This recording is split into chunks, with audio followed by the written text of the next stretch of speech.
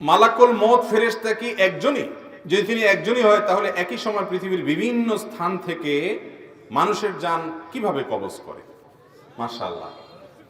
মালাকুল মউত তিনি একা, কিন্তু তার সাথে বিশাল আল্লাহর দেওয়া বাহিনী আছে। মালাকুল মউত তিনি অদৃশ্যের জগতের বাসিন্দা, আলমুল গায়েব বলা হয় এটাকে। আমরা দৃশ্যমান জগতের বাসিন্দা। আমরা আমাদের মতো করে আল্লাহর ফেরেশতাকে তুলনা করি বা চিন্তা করি তাহলে ভুল হবে। আল্লাহ রাব্বুল আলামিন অনেক ফেরেশতা তৈরি করেছেন, তাদের যে দক্ষতা, তাদের যে যোগ্যতা, তাদের যে কোয়ালিটি দিয়েছেন সেগুলো আমরা আমাদের মতো করে দেখলে হবে না। জিবরিলকে আল্লাহ রাব্বুল আলামিন কতগুলো ডানা দিয়েছেন?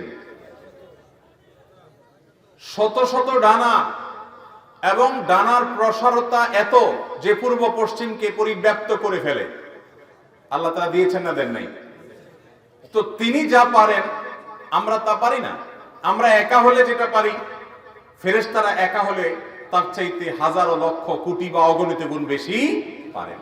তাছাড়া মালাকুল মউতের সাথে নিয়োজিত আল্লাহর অনেক ফেরেশতারা ডিউটি পালন করে, তিনি একা না, তিনি তাদের গ্রুপ লিডার। বিধায় কিভাবে সবার রূহ কবজ করে এটা নিয়ে আমার টেনশন, আপনার টেনশন না করলেও চলবে। এরপরে প্রশ্ন হলো, আমি নিয়মিত 5 ওয়াক্ত সালাত আদায় করতাম, কিন্তু একদিন ফজরের নামাজের সময় শরীরে কাঁপুনি দিয়ে উঠে, এরপর থেকে সবসময় নামাজের সময় শরীরের কাঁপুনি দেয়। এই কারণে আমি নামাজ ও অন্যান্য ইবাদত করতে পারি না। এই বিষয়ে আমি অনেক চিকিৎসক দেখিয়েছি, কিন্তু অবস্থার কোনো পরিবর্তন হয় না। আমার করণীয় কি? এটা বেশিরভাগ সম্ভাবনা হলো ব্ল্যাক ম্যাজিক বা দুষ্ট জিনের ভয়ঙ্কর কোনো উপদ্রবের কারণে হতে পারে। এরকম হয়েছে কিনা সেজন্য কোরআন এবং হাদিসের আলোকে যারা ঝাড়ফুঁক করেন সে সমস্ত রাকিদের শরণাপন্ন হতে হবে। রাকিদের ঝাড়ফুঁকের মাধ্যমে এই ধরনের রোগী খুব দ্রুত শনাক্ত হয়ে যায়। আমি এরকম এক রোগী দেখেছি যে তিনি আজান শুরু হয়ে গেলে পাগলের মতো ছুটাছুটি করতে থাকেন, এবং তার শরীরটা লোহার মতো শক্ত হয়ে যায়, টাইট হয়ে যায়, টিপ দিলেও আঙ্গুল ঢোকে না। আমার বাসায় আসছে একবার, ভয়ঙ্কর অবস্থা। উনি প্রবাসী ছিলেন মিডল ইস্টে, সেখান থেকে আসছে। তো আমি এক রাকির সাথে যোগাযোগ করে দিছি, কারণ আমি নিজে রুকিয়া করি না, জানি না। এই সম্পর্কে যারা এক্সপার্ট আছে 2-4 জনকে চিনি, তাদের ঠিকানা দিয়ে দিছি তাদের সাথে যোগাযোগ করার জন্য। তো এরকম দুষ্ট জিন বা ব্ল্যাক ম্যাজিকের কারণে, দুষ্ট জিন উপদ্রবের কারণে এরকম অস্বাভাবিক ধরনের সমস্যা অনেক সময় তৈরি হয়। এগুলো থেকে আমরা যেন সবসময় নিজেরা নিরাপদ থাকতে পারি সেজন্য আমাদের কয়েকটা কাজ করতে হবে। নাম্বার 1, সকাল সন্ধ্যার আমলগুলো নিয়মিত করবেন। আয়াতুল কুরসি, 3 কুল, বিসমিল্লাহিল্লাযী লা ইয়াদুররু মা ইসমিহি, এগুলো নিয়মিত পড়বেন সব সময়। বাসার সবাইকে শেখাবেন পড়ার জন্য। নাম্বার 2, বাসা বাড়িতে ঢোকার সময় বিসমিল্লাহ বলে ঢুকবেন, খাওয়ার সময় বিসমিল্লাহ বলে খাবেন, ওয়াশরুমে যাওয়ার সময় বিসমিল্লাহ যাবেন। ওয়াশরুমে শয়তান থাকে, দুষ্ট জিনের ঠিকানা হলো ওয়াশরুম, নোংরা জায়গা, নাপাক জায়গা। এখানে ঢোকার সময় বিসমিল্লাহ বলে ঢুকবেন, বেরোয়ার সময় দোয়া পড়বেন, এবং ওয়াশরুমের দরজা বন্ধ করে রাখবেন। বাসা যেই ঢুকবে বিসমিল্লাহ ছাড়া কেউ ঢুকবে না। বিসমিল্লাহ ছাড়া ঢুকলে হাদিসে আসছে শয়তান সাথে ঢুকে, বিসমিল্লাহ বললে আর শয়তান ঢুকতে পারে না।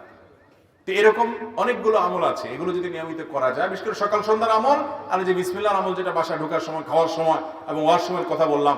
বাসায় কোনো ছবি ইত্যাদি টাঙিয়ে রাখবেন না, এবং মিউজিকের ব্যবহার যেন বাসায় না হয় সেটা খেয়াল রাখবেন। ইনশাআল্লাহ আল্লাহ তাআলা হেফাজতে রাখবেন। বিশেষ করে সূরা ইখলাস, সূরা ফালাক, সূরা নাস 3 বার রাত্রে শোয়ার সময় পড়ে শোবেন, সকাল সন্ধ্যা পড়বেন। দুষ্ট জিন থেকে এবং ব্ল্যাক ম্যাজিক থেকে আল্লাহ তাআলা হেফাজত করবেন ইনশাআল্লাহ। সূরা বাকারা এটা তেলাওয়াত করবেন, বাসায় তেলাওয়াত চালু করে রাখবেন, এর মাধ্যমেও এগুলো থেকে আল্লাহ তাআলা হেফাজতে রাখেন। বাচ্চা ভূমিষ্ঠ হওয়ার পর সে যে আতুর চুল কাটা হয়, এটা না কাটলে গুনাহ হবে কিনা? অনেকে বলে আতুর চুল না কাটলে গুনাহ হবে। বিষয়টা কি আদৌ সত্য কিনা? বাচ্চা জন্মের পর 7ম দিনে তার মাথার চুলগুলো চেঁচে সেই চুলের ওজন সমপরিমাণ স্বর্ণ অথবা রূপা দান করা মুস্তাহাব, বিভিন্ন হাদিস দ্বারা প্রমাণিত। তো চুলের ওজন পরিমাণ স্বর্ণ দান করলে কত টাকা হবে আমি জানি না, তবে রূপা আমি আমার ছেলের সময় করেছিলাম 30-35 টাকা হয়। আমি ওজন দিয়ে দেখছিলাম যে কতটুকু হয়, এটা এই পরিমাণ ওজনের রূপা বাজার দাম কত, খুব সামান্য। কারণ বাচ্চার মাথায়, নতুন ভূমিষ্ঠ বাচ্চার মাথায় চুলই থাকে কয়টা আর। তো এটা আনুমানিক ওজন করে বা ওজন ছাড়াও আনুমানিক ওজন ধরে ওই স্বর্ণ বা রূপার মূল্য, টাকা পয়সাওয়ালা হলে স্বর্ণের হিসাবে দিবেন, গরিব হলে রূপার হিসাবে দিবেন, টাকা আল্লাহর রাস্তায় দান করে দিবেন 7ম দিনে। তাহলে মাথার চুল চাচাটা সুন্নাহ। এবং এটা যদি কেউ না করতে পারে কোনো অসুবিধা নাই। বিশেষ করে প্রবাসী আমাদের অনেক ভাইরা আছেন, হাসপাতালে ছেলে মেয়ে হয়, সেসব দেশে ডাক্তাররা বাচ্চাদের চুলে হাত দিতে দেয় না দীর্ঘদিন পর্যন্ত, বলে যে বাচ্চার জন্য ক্ষতি হবে, ঠান্ডা লাগবে, হানতান। তো যদি কেউ না কাটতে পারেন তাতে কোনো গুনাহ হবে না, কিন্তু কাটাটা এই দিনে সুন্নাহ এবং ভালো সওয়াবের কথা।